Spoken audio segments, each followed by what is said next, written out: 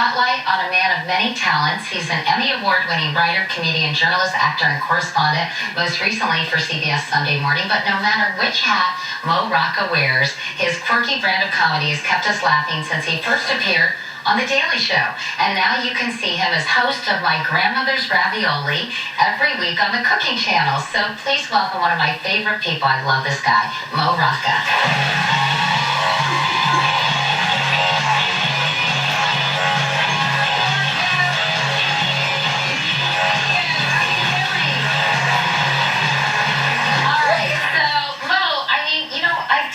Mo and I have spent time together, and he's one of my favorite people. But I realized there was a lot I didn't know about you. I had forgotten that you grew up in Washington, D.C. I did, in Bethesda, Maryland. Oh, well, so not really Washington, D.C. Everybody who's in the suburbs, I grew up in Arlington, Virginia, and you always say you're from Washington, but you're not really from Washington, you're from the suburbs, That's right? That's fair, yeah. And you went to Harvard. Yes. And you majored in English. Were you always funny? Did you always kind of gravitate toward comedy? By the way, that's when you were president of Hasty Pudding. That's right, and that cat is still, that cat was given as a gift to me when I was the president of Earl the Dead Cat, and it's now the mascot of how charming. So it's But how did you get into this sort of, I mean, you do have sort of an eclectic career. Yeah, I feel bad for kids that don't have this today. The 1974 World Book Encyclopedia, I used to love when you'd have the whole... I love that too. Yes. And the World Book, not even Encyclopedia Britannica. Yeah, World Book. No, Encyclopedia Britannica was too far. It was World Book. Okay, yeah. It was a World Book Encyclopedia, and after school I would drag them all out on the family room floor and just lie on my stomach and just kind of page through. I loved facts and brief, memorizing facts about different countries, and granted, my knowledge froze in 1974, so for a while I still thought All in the Family was the most popular TV show, and that there was a country called French West Africa, and that we were having an energy crisis. And then you got this gig on The Daily Show. How did you land that? I became, growing up in Washington, D.C., you take for granted things like the Smithsonian and all these great historic sites, and so then I moved to suburban Dallas, and nothing against Dallas or the suburbs of Dallas, but then I missed the museums, the historic sites, so I became very vigilant about wherever I lived, going and visiting the historic sites of that area, and I ended up going to the Warren Harding house in Marion, Ohio, and meeting a man there so obsessed with Warren Harding's wife that he dressed up as her to give tours of the house. And it wasn't like a shticky drag queen act. It was like so passionate, and I watched the tourists like get really into it. So I started visiting presidential historic sites and meeting really quirky, interesting, passionate characters everywhere. And then I brought those to The Daily Show. And you became very, well, talk about quirky characters. We actually have a clip from a segment you did back in 1999. And this was at the Herman Abrams Museum in Broadway, New Jersey, with the curator of the museum, Herman Abrams,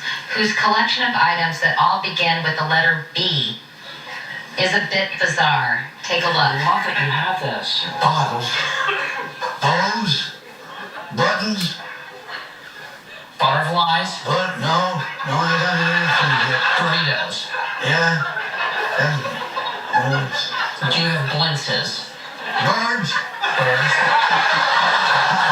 Bows from the flowers. Did I say birds? All right, Mo, where did you find this guy? I remember I pitched that story. I had a book of quirky museums, and may I just say very quickly that he was so lovable, such a great guy. The audience, a very young audience, went bananas for him, and it put the lie to the idea that people don't want to watch older people on TV. I've always thought that that's nonsense. That Thank God, Mo. But I mean, young, hot people are boring. Like people of that age have a lot more texture and story and history, and they're loved him. All right, so it was your interest in obscure presidents that got you the gig at The Daily Show. And since you claim to be interested in obscure dead presidents, we thought it'd be fun to test your knowledge with a little trivia game called Mo Presidential Trivia with Rocca.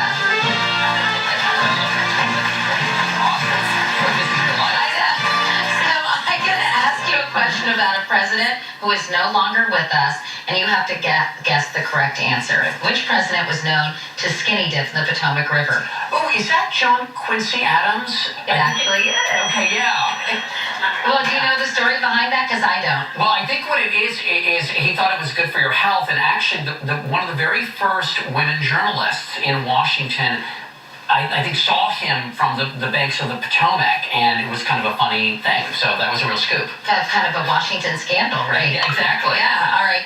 Who was the first president to have electricity in the White House? Oh, darn it, the first president to have electricity. It's not going to be Chester Alan Arthur, because James Garfield was assassinated before he could probably even turn on the light switch. Is it Benjamin Harrison? Yes! Nice!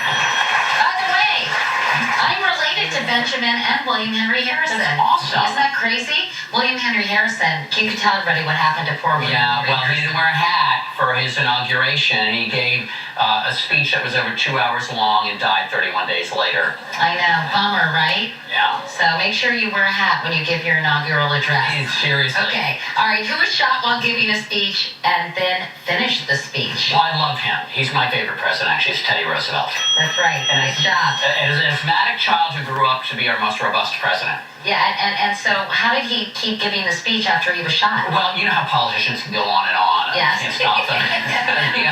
You know that. And no, he had actually, apparently, his speech was folded up, I think, in his vest pocket. And so when the bullet hit him, that at least gave him some insulation. Cushioned the blow a little bit. But he was still shot, and he still Real continued. wound. Yep, in That's Milwaukee. impressive. All right, which president got stuck in the bathtub? I know the answer to this one. Well, it's got to be William Howard Taft. That's right.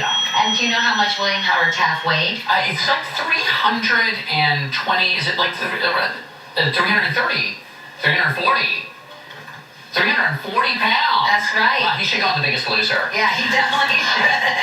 And which president was elected to 2 terms but not consecutively? Well, it's Grover Cleveland, and he's the terms that sandwich Benjamin Harrison. I call it a Benjamin Harrison sandwich. All right, excellent, very good. And since you were so impressive at Mo Presidential Trivia, we have given you a Katie Kitchen apron. There you go. Thank you so much. Because there's a reason it'll come in handy for our next segment. We're going to cook with Mo and a couple of grandmothers. Right after this.